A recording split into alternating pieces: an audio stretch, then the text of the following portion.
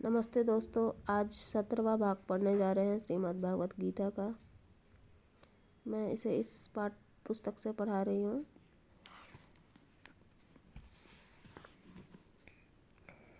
ये यहाँ से स्टार्ट है।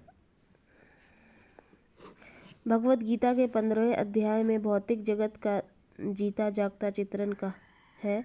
कहा गया है,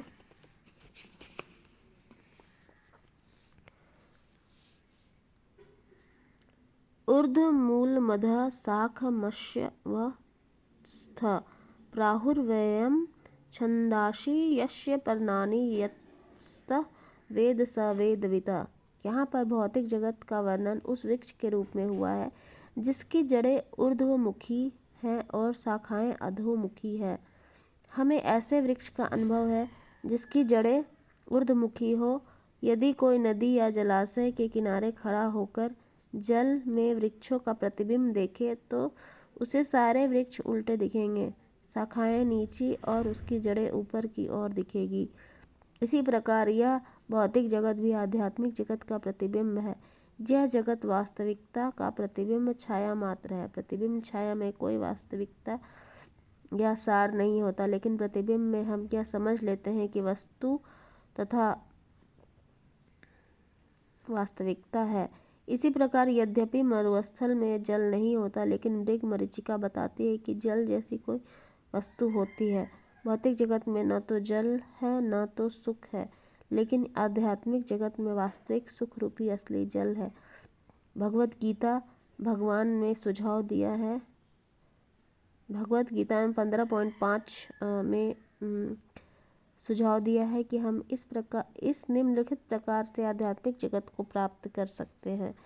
निर्माण मोहा जित संग दोषा अध्यात्म नित्या विनिवृत्त कामा द्वंद्वे विमुक्ता शुदुखा खंसंगैर गच्छन्त मूढ़ा पदम व्यय तथा पदम व्यय अर्थात सनातन राज्य धाम को वही प्राप्त होता है जो निर्माण मोहा है।